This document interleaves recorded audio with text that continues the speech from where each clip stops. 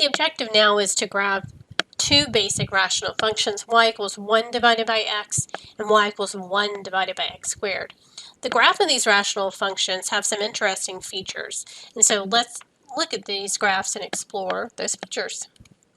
So the graph of f of x equals 1 divided by x, again, we did see this back in section 11 as one of those basic functions.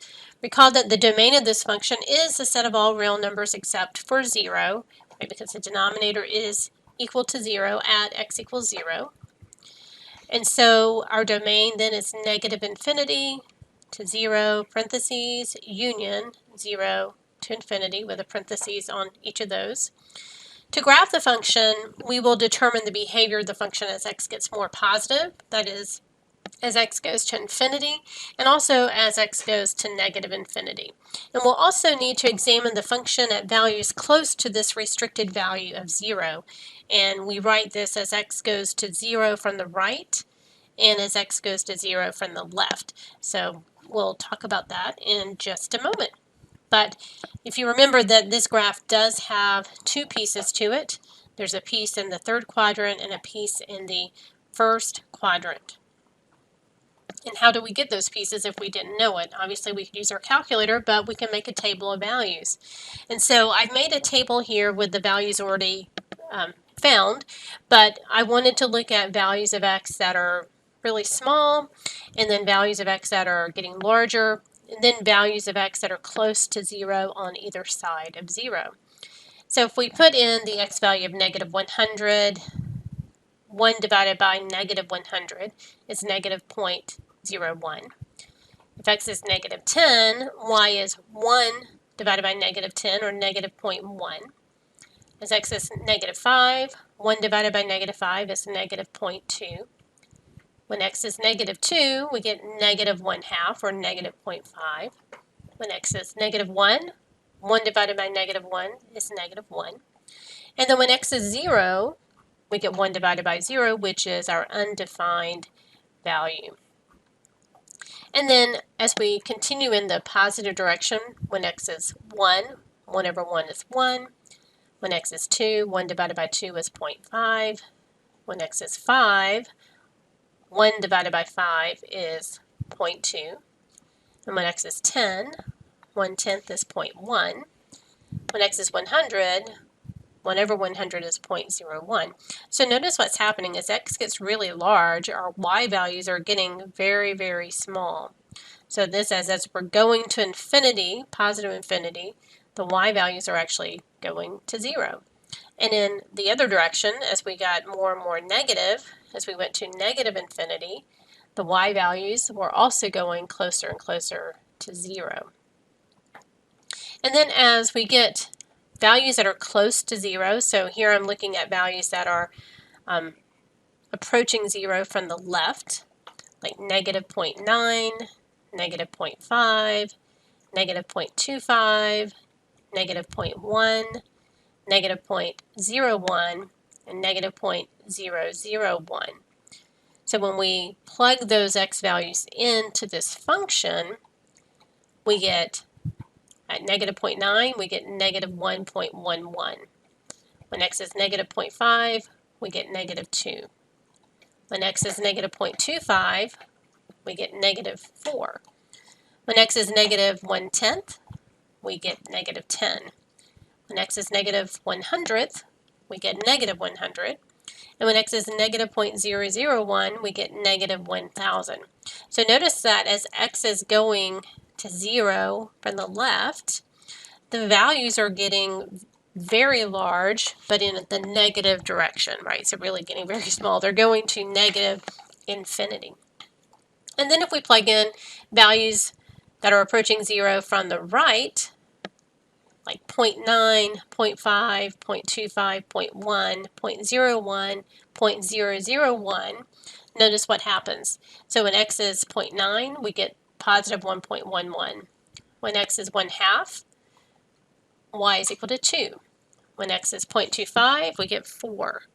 When x is 0.1, we get 10. When x is 0.01, 1 divided by that is 100. When x is 1,000th, we get 1,000 for our result. So in this direction, as x is going to 0 from the right, our y values are actually increasing to positive infinity. And that's why we get these two pieces of the graph that look the way they do. The two pieces is because it is undefined at x equals 0. So we have some imaginary lines on our graph. So let's look at this. We have a vertical dotted line through x equals 0 because our function cannot take on that value. And then we have a horizontal line at y equals 0 because our output will never be 0, right? The only way to get 0 in a fraction is 0 divided by some number, so we're never going to get 0 there. But if you remember what we just talked about, as x was going to infinity, remember that means to the right end of our graph, y is going to, well, as we go to the right, our y values are actually, they're going down, but they're not going down to negative infinity. They're actually going down to this horizontal line, y equals 0. And so we say that y is approaching 0. As x goes to negative infinity, so that's the left end of our graph, well, the left end of our graph, y is increasing, right, but it's getting closer and closer to this horizontal line, which has a y value of 0. So it's not increasing without bound, it's increasing to that horizontal line. And then as x goes to 0 on the right, so this is 0 from the right. So if we look at our x value of 0, but we're coming into it from the right side, so we're approaching 0 from the right. What's happening to the y values? Well, they're going up, up, up, up, just like we saw in the table. They're going to positive infinity. And then as x goes to 0 from the left, what's happening to the graph? Well, the graph is going down, down, down to negative infinity. So this arrow notation is just giving us what's happening at these four parts of our graph, really, to the far right, to the far left, to the right side of 0, and to the left side of 0, what's happening to the y values. So the function is undefined, like we just said, at x equals 0, and as a result, the graph does not cross the y-axis. The y-axis, defined by this equation, x equals 0, is called a vertical asymptote. Okay, vertical asymptote.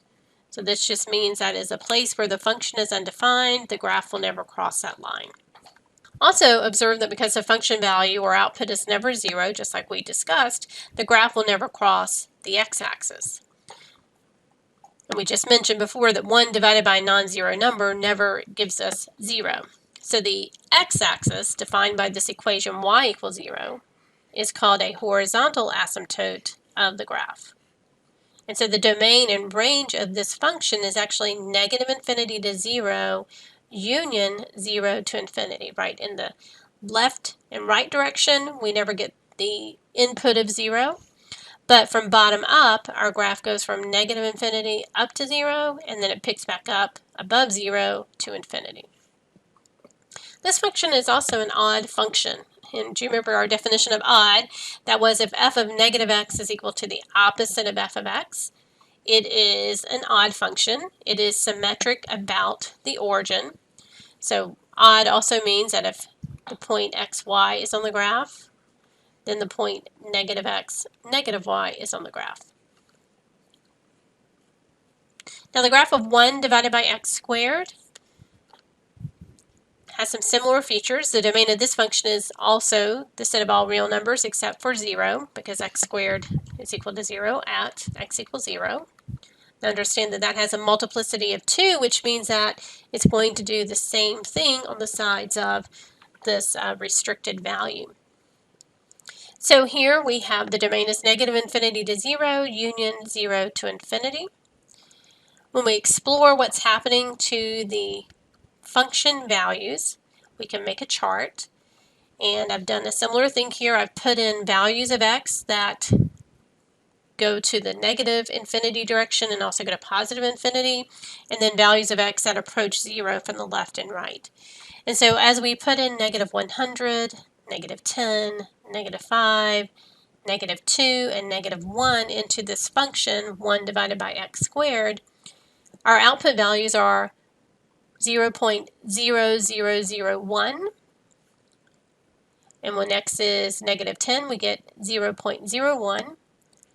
When x is negative 5, we get 0.04. When x is negative 2, we get 0.25. And when x is negative 1, we get 1. So as we go to negative infinity, the y values are actually going closer and closer to 0. And then we know at 0, the function is undefined. And then when we put in these positive values of 1, 2, 5, 10, and 100, our corresponding y values are 1, 0.25, 0.04, 0.01, 0.0001. So remember, we're just saying 1 divided by 5 squared, for instance, is 1 divided by 25, which is a 0.04. And then we can put in value, well, let me back up here. So as we're getting larger in the positive direction, so as we go to positive infinity, notice that our y values are getting closer and closer to 0. Then if we put in values that are going to 0 from the left, so like negative 0.9, negative 0.5, negative 0.25, negative 0.1, negative 0.01, and negative 0.001, our corresponding y values are 1.23, 4, 16, 100, 10,000, 1 million. So wow, these values are getting really large. So as we're getting closer and closer to 0 from the left side, our y values are actually going to infinity. And then if we get closer and closer to 0 from the right side, so like 0.9, 0.5, 0.25, 0.1, 0.01, 0.001, our corresponding y values are going to be exactly the same thing, 1.23, 4, 16, 100, 10,000, and 1 million. So as we're getting closer to 0 from the right side, our y values are getting larger and larger and larger and going to infinity. The resulting graph then is two pieces, and we have these asymptotes again. We have this asymptote at x equals 0 because our function is undefined there. And then we also have this asymptote at y equals 0, this horizontal line, because our output value can never be 0, but we're getting closer and closer to 0 without actually ever touching it. Let's look at what happens at all these pieces of our graphs. As x goes to infinity, so remember again, that's the right end of our graph, what's happening? So to the right, the graph is actually getting closer and closer to this line y equals 0. So y is approaching 0. As x goes to negative infinity, which is the left end of our graph, well, y, again, the graph is getting closer and closer to this line y equals 0. As x goes to 0 from the right,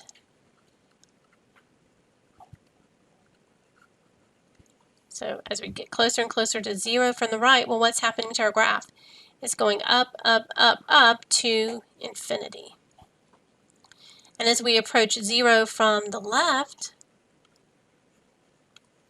our graph is likewise going up, up, up. So it's going to infinity.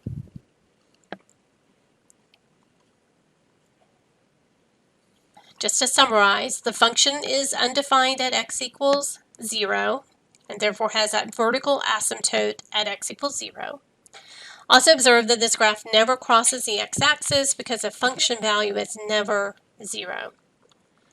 And the domain of the function is negative infinity to 0, union 0 to infinity. But the range is only in from 0 to infinity, right? Because we don't have any part of our graph below the x-axis. So the y values are only 0 and positive infinity. Now this function is an even function because if I have f of x equals 1 divided by x squared and I plug in the negative x, I get 1 divided by negative x quantity squared, which is just 1 over x squared. So remember, if f of negative x equals f of x, the function is even, which means that it is symmetric about the y-axis, which means that if the point xy is on the graph, the point negative xy is on the graph. So opposite x values have the same or equal y values.